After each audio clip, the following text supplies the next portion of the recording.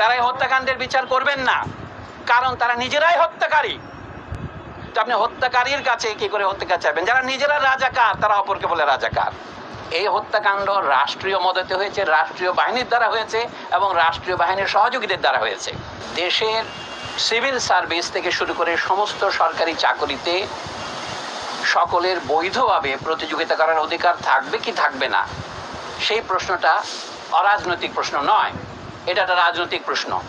কিন্তু রাজনৈতিক প্রশ্নে রাজনৈতিক সমাধানের দিকে না গিয়ে দেশের সরকার প্রথমে সেটাকে এক পাশে ঠেলে দিতে চেয়েছে, উপেক্ষা করতে চেয়েছে, পরে যে দমন নীতি অবলম্বন করেছে নিজেদের পেটোয়া বাহিনী দিয়ে, সেটা থেকেই এই হত্যাকাণ্ডের শুরু। আমরা প্রথমেই পরিষ্কার করে বলতে চাই, এই হত্যাকাণ্ড রাষ্ট্রীয় মদতে হয়েছে, রাষ্ট্রীয় বাহিনীর দ্বারা হয়েছে এবং রাষ্ট্রীয় বাহিনীর সহযোগীদের দ্বারা হয়েছে, যাদেরকে আমরা বলতে পারি প্রাইভেট বাহিনী।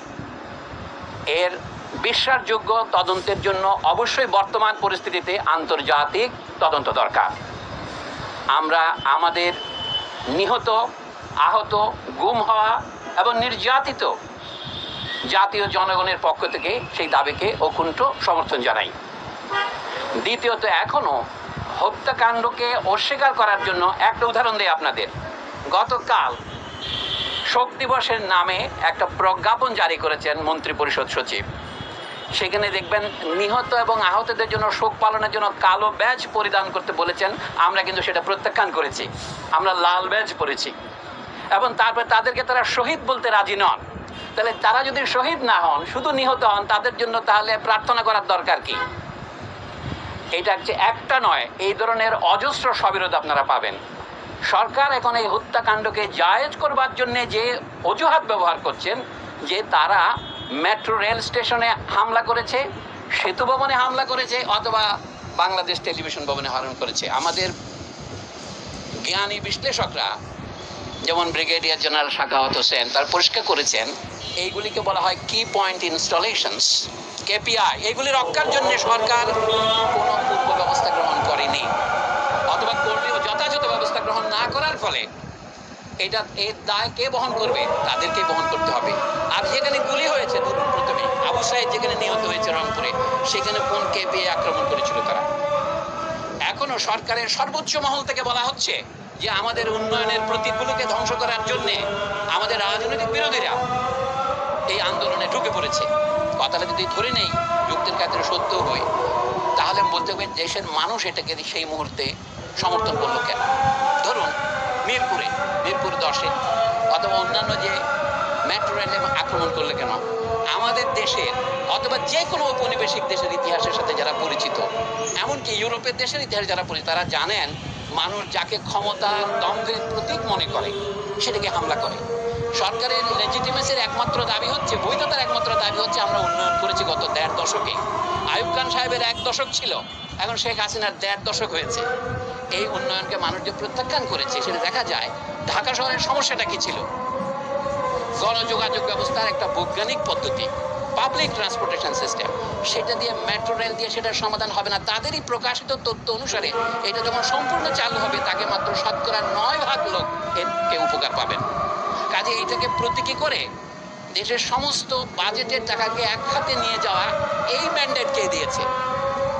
এটা জনগণের সাথে আলোচনা করা হয়েছে। সুতরাং মানুষ যখন তথাকথিত উন্নয়নের প্রতীকগুলিকে আক্রমণ করে, সেটাকে আপনি প্রথমে মনে হবে দুর্ঘটনা, কিন্তু না, এর পেছনে একটা কারণ আছে। আমরা বলেছি সরকারকে ক্ষমা চাইতে হবে, এখন সেই পর্যায়ে পার হয়ে গেছে। এখন জনগণের পক্ষ থেকে ক্রমশ ধ্বনি উঠবে। এই সরকারের ক্ষমতা থাকার অবস্থায় আপনারা কি কেউ বিশ্বাস করেন তারা এই ন্যায় বিচার করতে পারবেন? তারা এই হত্যাকাণ্ডের বিচার করবেন না, কারণ তারা নিজেরাই আপনি হত্যাকারীর কাছে কি করে হত্যাকার চাইবেন? যারা নিজেরা রাজাকার তারা অপরকে বলে রাজাকার। পৃথিবীতে এর চেয়ে বড় পরিহাস আর কি আছে?